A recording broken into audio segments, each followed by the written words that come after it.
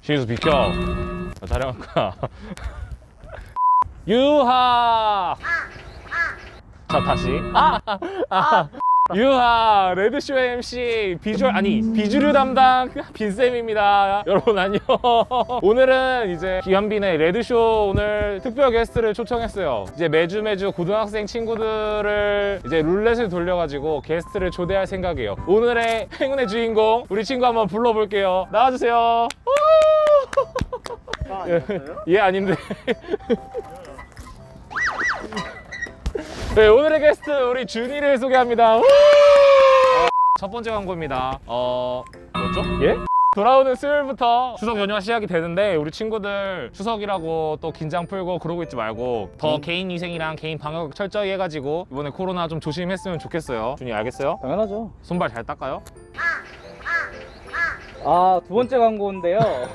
추석이라고 우리 예배가 멈출 순 없겠죠? 교회 유튜브 채널에 가정 예배가 올라갑니다. 가족들과 모여서 짧은 시간이라도 예배 드리는 시간 가졌으면 좋을 것 같습니다. 세 번째 광고입니다. 세 번째 광고는 우리 드림레드 예배는 추석이 끝나고도 한동안은 계속해서 온라인으로 진행될 예정이에요. 그러니까 우리 친구들 9시 50분에 꼭 일어나가지고 준비하고 있어야 돼요. 화민쌤 혹시 유튜브 채널에 새벽 예배 올라가신 거 아세요? 전 아는데. 제가 모를 리가 있나요? 네, 알겠습니다. 새벽 예배도 올라가니 새벽 예배 또한 시청하면서 기도하는 시간 가졌으면 좋겠습니다. 드릴 거예요? 고3인데. 진짜 나 고3 때는 진짜 라떼는 말이야 고3 때 새벽 2시까지 공부하고 새벽 5시에 맨날 새벽 예배 가고 근데요. 다섯 번째 광고입니다. 현수야 건우야 진솔아 보고 싶다. 너네들 왜 이렇게 연락이 안 되니? 여섯 번째 광고입니다. 사실 큐티가 옛날부터 전도사님이 하라 했는데 하세요? 저는 하죠. 준이는 해요? 큐티를 꼭 해줬으면 하는 마음이. 친구들 봤어요? 얘 안 한대요. 이래놓고서 지금 나랑 아니, 광고 같이 해요, 하고 있어. 해요. 무조건. 오늘 아침 말씀 뭐였어요? 제발 우리 큐티 꼭 합시다 꼭. 일곱 번째 광고. 다음 주 기도는 고3 친구들입니다. 전도사님 우리- 연락 주실 거예요. 우리 고3 힘내요. 네 마지막 광고입니다. 우리 친구들 오늘 뭐였죠? 레드쇼의 MC 김한빈 빈쌤입니다. 다음 주에 또 새로운 우리 다음 주 행운의 주인공 뽑아보겠습니다. 돌려 돌림판. 아까 제가 전화해보니까 한 번 울리고 또 상대방이 전화를 받을 수 없어라고 뜨던데 차단한 거 아니에요? 전화하면 꼭 받아줘. 연락 기다. 오늘 광고는 여기까지입니다. 여기까지 지금 이번 주부터 우리 고3 친구들 수시가 진행이 되었고 지금 많은 친구들이 수시를 쓴 걸로 알고 있어요. 원서도 작성했죠. 진솔아 원서 작성했니? 우리 고3을 위해서 조금만 더 힘내라고 기도해주고 응원해주는 우리 친구들 됐으면 좋겠습니다. 저도 고3이지만 많이 기도하겠습니다. 멍치지 마. 아무튼 우리 친구들 오늘 또 예배 잘 드리고 우리 또 얼굴 볼 수 있는 그날을 기대하면서 안녕. 안녕. 다음 주에 봐.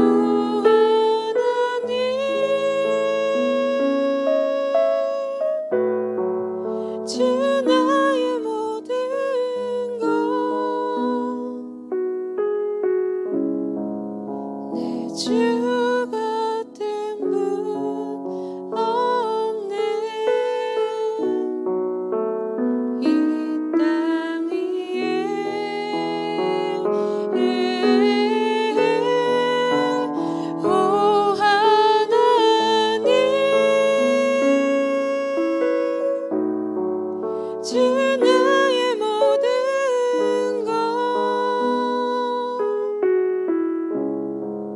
내 주 같은 분 없네 이 땅 위에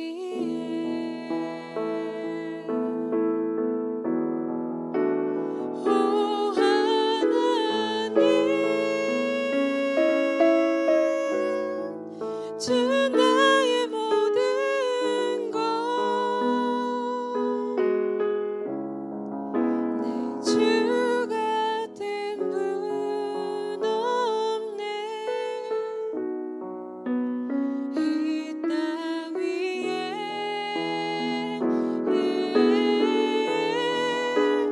오 하나님 주 나의 모든 것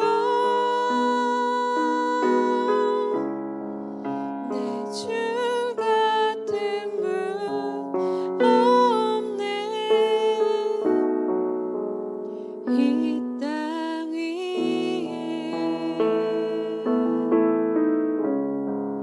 내 주 같은 분 없네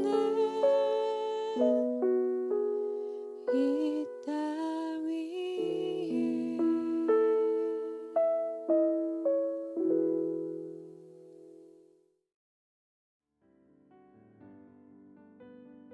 하나님, 오늘 이렇게 예배 드릴 수 있게 해주셔서 감사합니다. 이번 주에 예배 못 드린 사람들 다음 주엔 꼭 예배 드릴 수 있게 해주시고, 코로나가 빨리 사라져서 교회에 가서 예배 드릴 수 있게 해주세요. 그리고 전도사님 말씀 잘 들을 수 있게 해주세요. 예수님의 이름으로 기도드렸습니다. 아멘.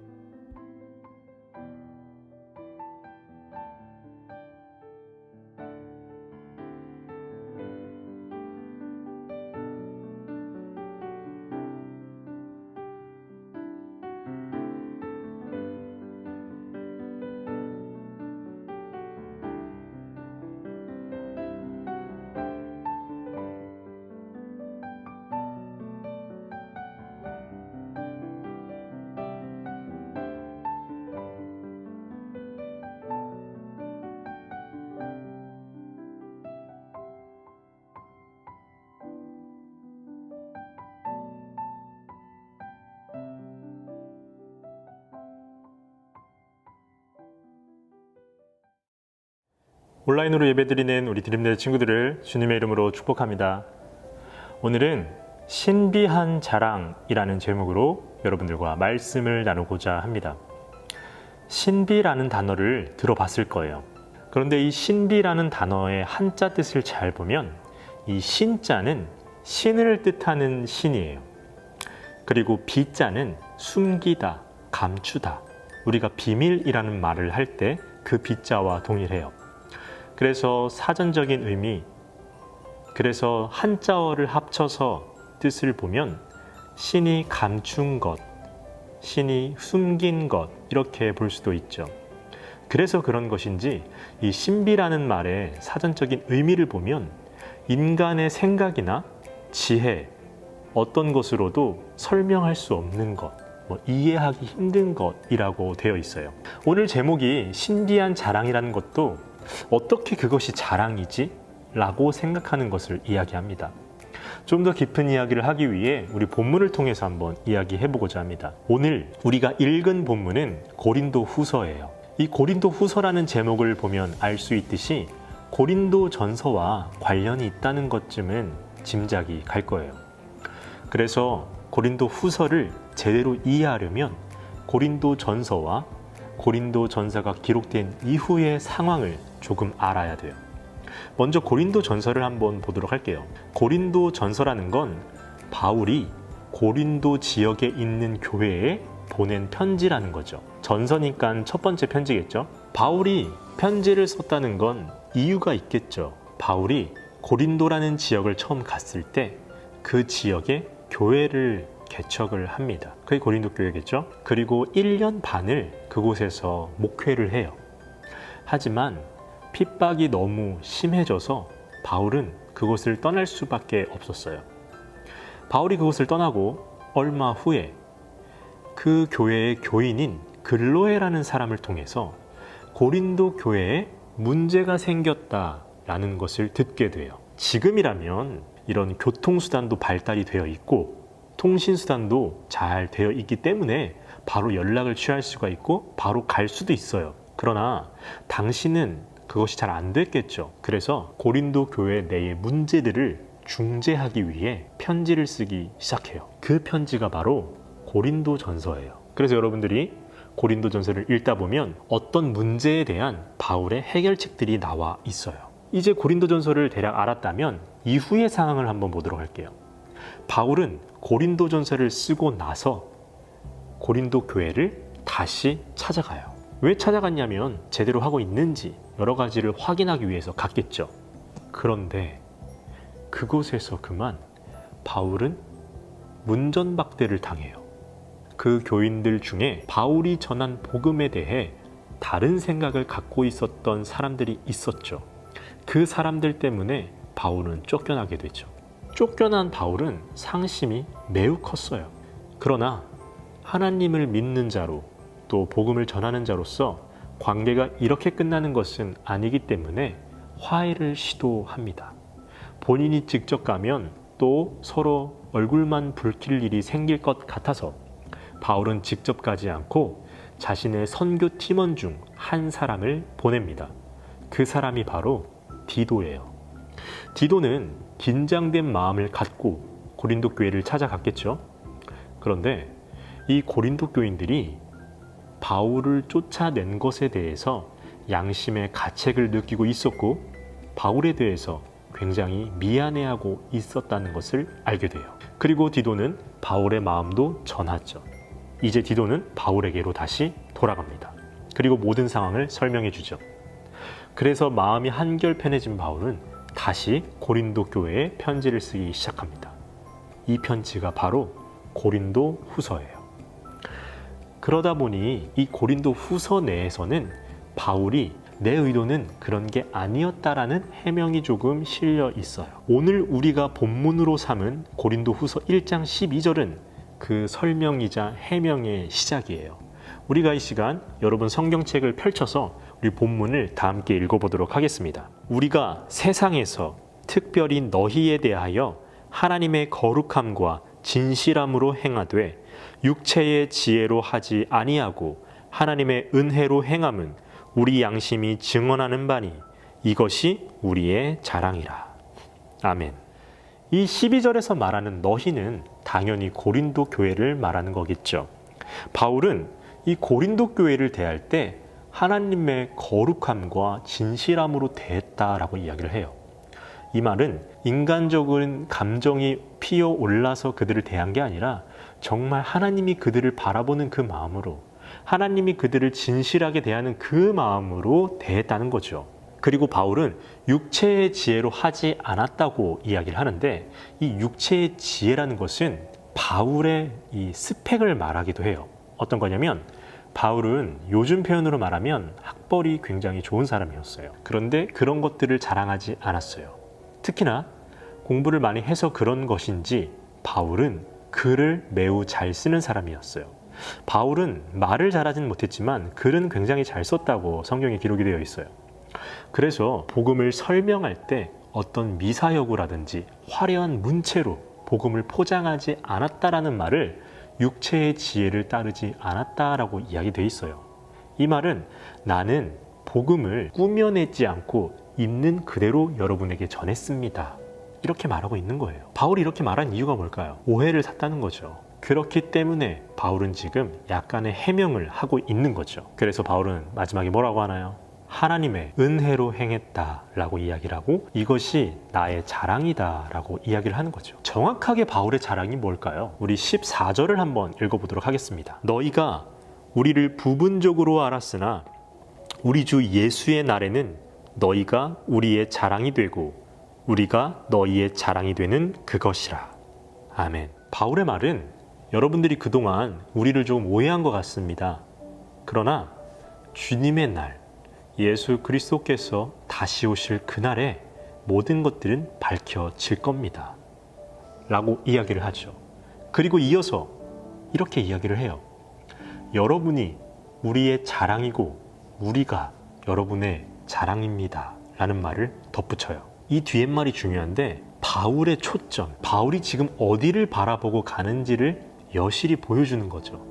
바울은 지금 이 순간을 바라보는 게 아니에요. 지금 이 순간 나에 대한 평가, 나에 대한 어떠한 사람들의 생각들, 그것이 중요한 게 아니라 우리가 하나님 앞에 서는 그날 바울이 전한 예수 그리스도의 복음을 믿고 몇 명이나 변화됐는지 나는 그것을 자랑할 겁니다 라는 이야기를 지금 하고 있는 거예요.